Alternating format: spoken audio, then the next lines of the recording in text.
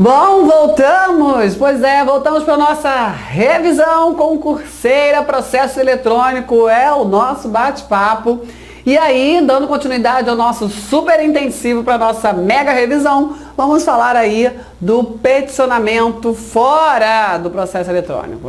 Fora, pelas vias ordinárias. Quando é que ele acontece? Lembra que eu falei, olha, tá bom, processo eletrônico não é o ideal o uso do papel, mas pode acontecer. Então, assunto muito interessante para sua prova, regulamentado pelo CNJ Resolução 185, ok? Tudo bem? Se o processo tiver, se o sistema de processo judicial eletrônico estiver indisponível, né, e o prazo para a prática do ato não for prorrogável, aí, ou essa prorrogação puder causar um perecimento do direito, entendeu? Não dá para prorrogar. E aí? Aí pode realizar o peticionamento pela via física. Também quando a prática de ato urgente ou destinado a impedir perecimento do direito, quando o usuário externo não possua ainda, né, em razão de caso fortuito ou força maior, assinatura digital. E aí se admite também o peticionamento fora do sistema do processo eletrônico. Arguição de falsidade de documento, né? A princípio, um documento produzido no sistema eletrônico, né, digitalizado ou documento digital, ele vai ter todo o valor probante de um documento original.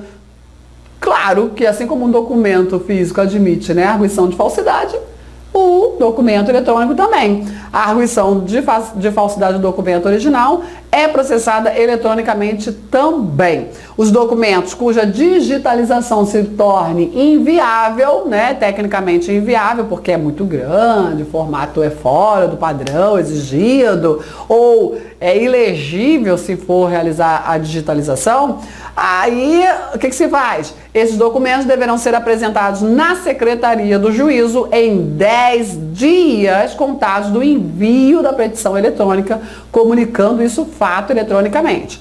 Após o trânsito julgado, os referidos documentos serão devolvidos, incumbindo a parte aí preservá-lo até... Isso aqui já caiu muito em prova também.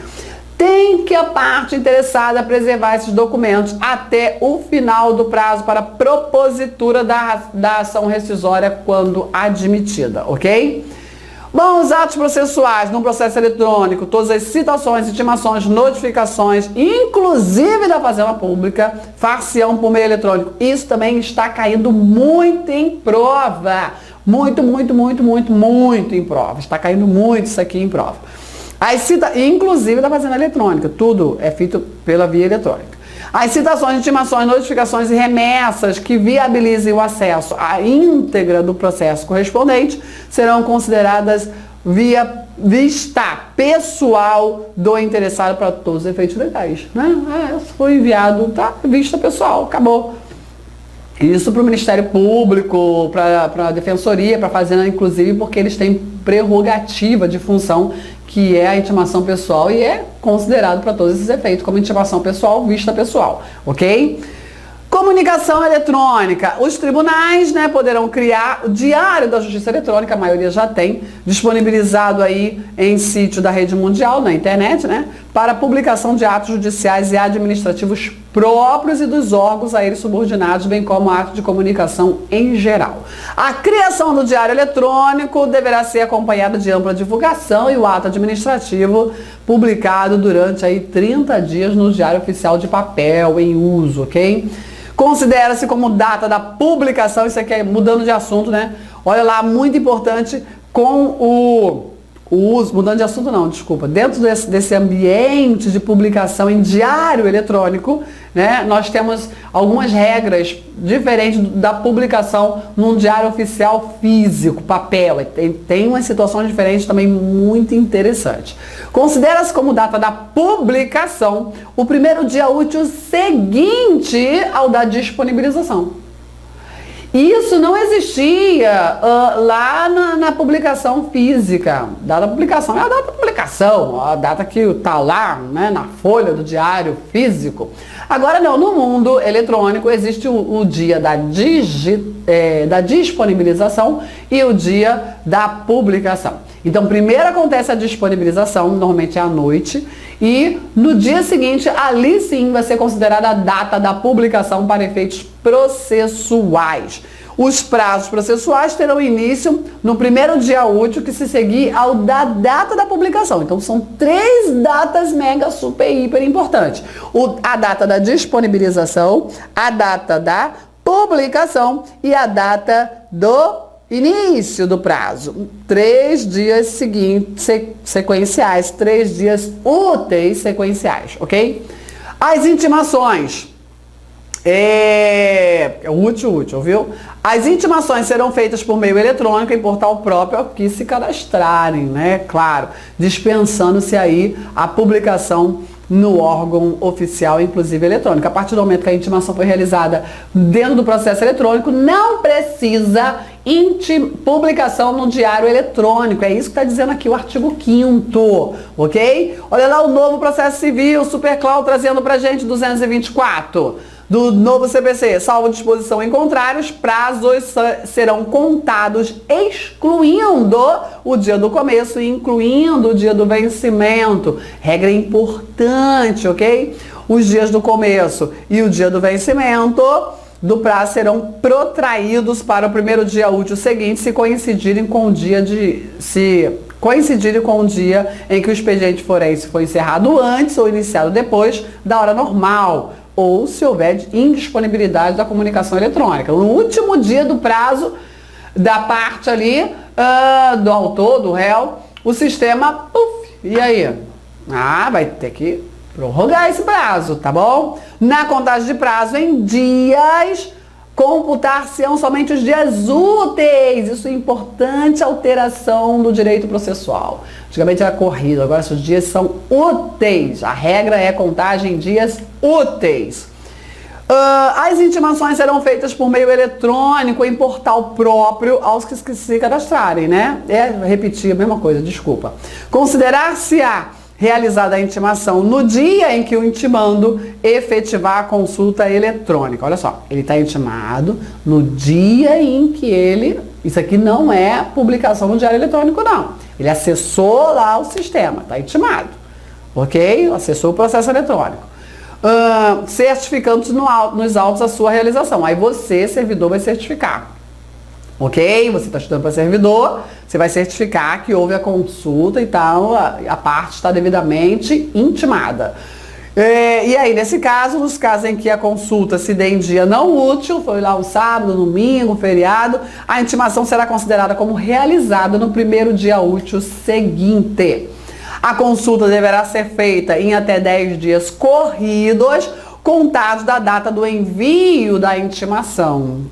A consulta deverá ser feita em até 10 dias corridos, contados da data do envio da intimação. Então, assim, foi enviado. A parte interessada através do seu advogado ou não tem 10 dias corridos. Ué, Claudete, mas não é dias úteis? No silêncio da lei você conta em dias úteis. Mas aqui a lei diz, não, velho, não é dias úteis não. Corridinho, 1, 2, 3, 4, sábado, domingo, feriado, se tiver. Ele não pode iniciar em dia que não seja útil, nem terminar. O prazo inicia e termina em dia útil, mas no meio, se a lei está dizendo que é dia corrido, vai contar sábado, domingo, feriado também, tá bom? E aí, sob pena de considerar-se a intimação automaticamente realizada no término desse prazo. Em caráter informativo, poderá ser efetivada a remessa de correspondência eletrônica. Envia um e-mail, né, lá para o advogado, tem ato lá para você tomar a ciência, ok? Comunicando o envio da intimação e abertura automática do prazo processual nos termos acima, para que manifeste aí seus interesses. Para efeito de contagem do prazo de 10 dias corridos, esse prazo ali que a gente está falando, o dia inicial da contagem do prazo é o dia seguinte ao da disponibilização do ato de comunicação no sistema, ok? Independente desse dia ser ou não de expediente. E o dia da consumação da intimação ou comunicação é o 10º dia a partir do dia inicial. Caso seja de expediente, ok? Ou no primeiro dia útil, foi o que eu acabei de falar. Ok? Regulamentado pelo CNJ. No caso de petição inicial, o sistema fornecerá imediatamente, olha, ingressou com a petição inicial, o sistema já fornece imediatamente após o envio, junto com a comprovação do recebimento, informações sobre o número do processo, o órgão julgador, para qual for distribuído, né? Se for o caso, né? Já a audiência inicial, olha que celeridade, né? Que é designado automaticamente o seu local e o horário, né? E dos quais será o autor já intimado. Já está intimado, que é a audiência, tudo, né? Número do processo, órgão julgador, né? E audiência, dia, hora e local. Perfeito, né? Celeridade total e já intimado o autor. Ó, quantos... Meu Deus, eu sou do processamento físico, eu sou da época do processamento físico, eu processei, né? Físico, processos físicos. Aqui tem muita coisa. Distribuição, autuação, já definiu o órgão julgador, né? Mas tudo isso era certificado. Isso levava dias para se resolver. Isso aqui se levava dias. Agora leva minutos, né?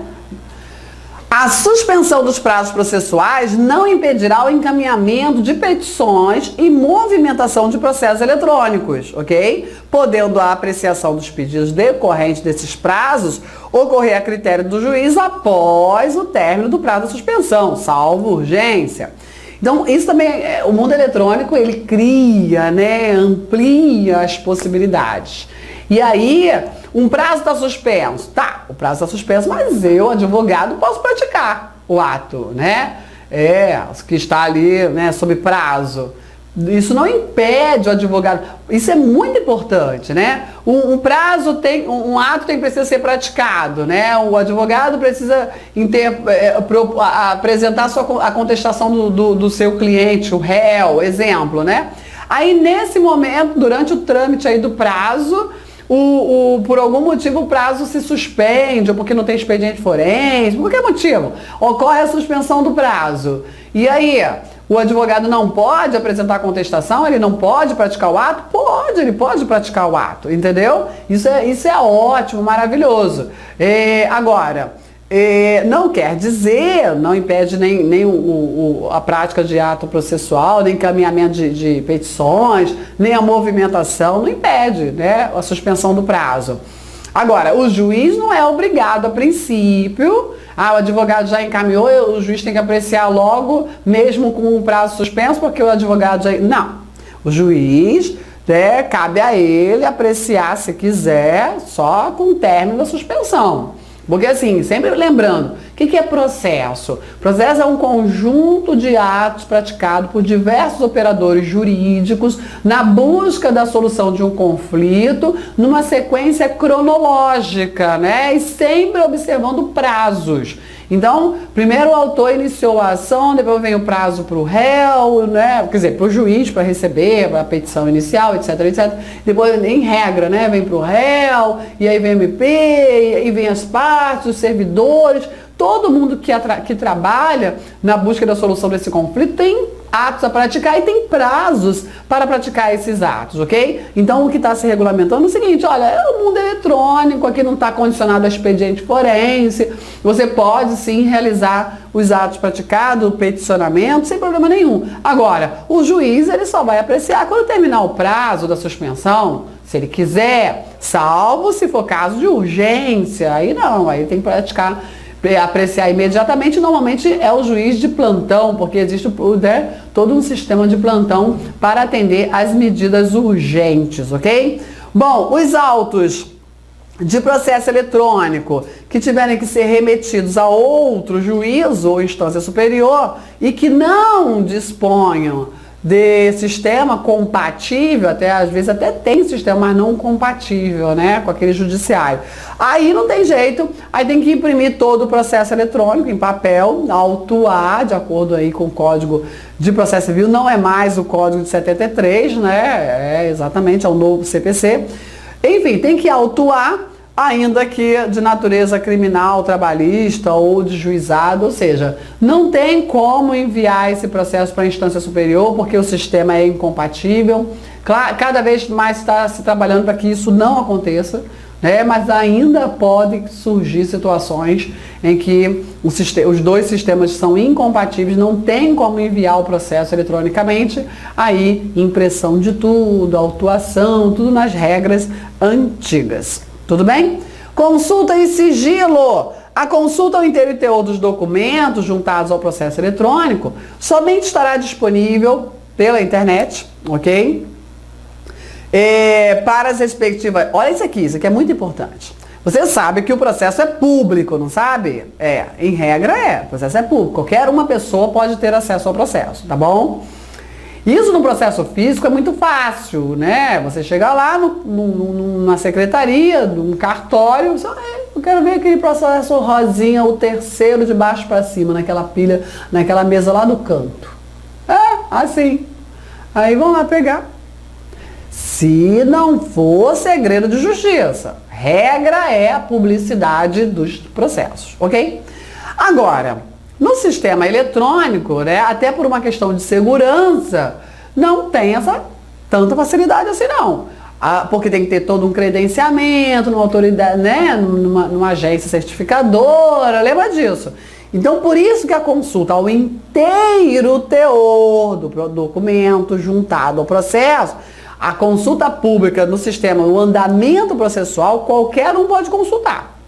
Agora, aqui é diferente, é consulta ao inteiro teor dos documentos, juntados no processo eletrônico. E aí, todo mundo tem acesso? Não. Isso vai estar restrito aí, disponível somente para as partes, autores e réus, advogados em geral, porque eles têm lá, são credenciados e acessam qualquer processo que não seja segredo de justiça. Ministério Público, né? Os membros do Ministério Público, aqui não é advogado só das partes, não, advogados em geral, percebeu? E para os magistrados, sem prejuízo da possibilidade da visualização lá na secretaria. Então, assim, ainda no processo eletrônico,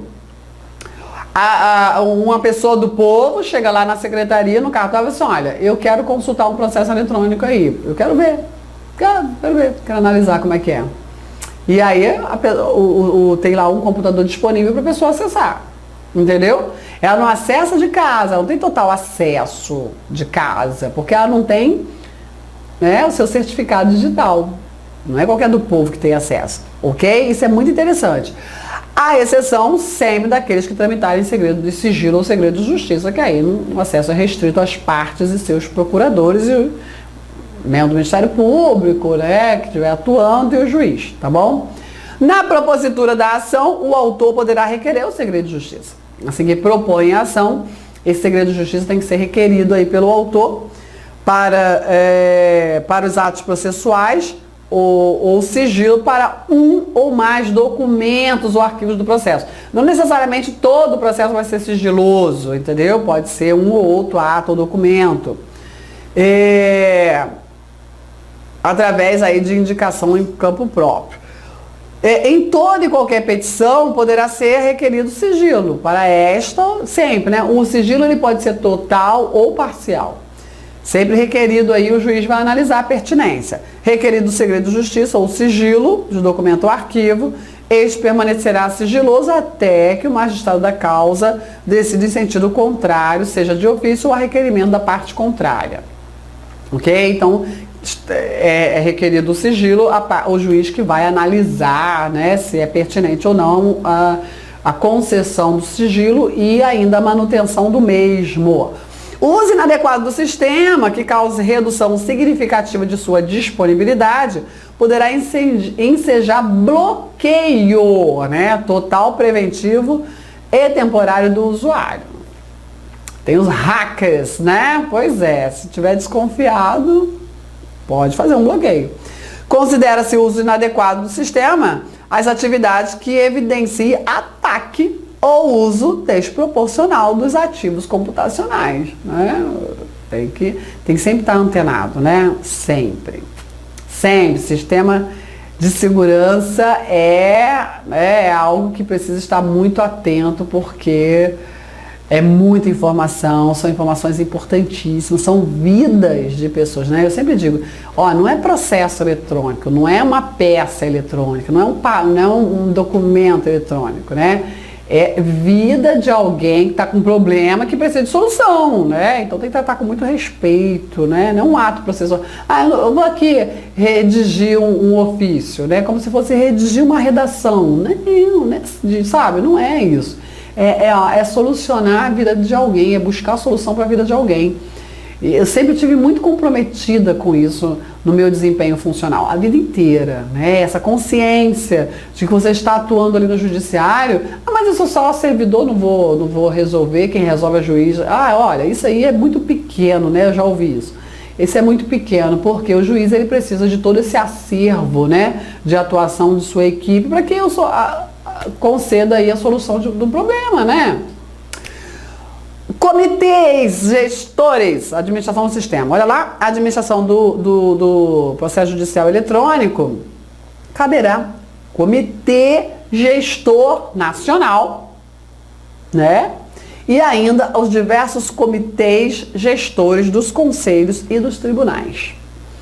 Então, você percebe uma estrutura administrativa e de controle. Isso no âmbito de suas respectivas áreas de atuação, composto aí por usuários externos e internos. É uma formação paritária nesses conselhos, percebeu? Para que todo mundo tenha aí representado, né? Se tenha representado dentro desse comitê.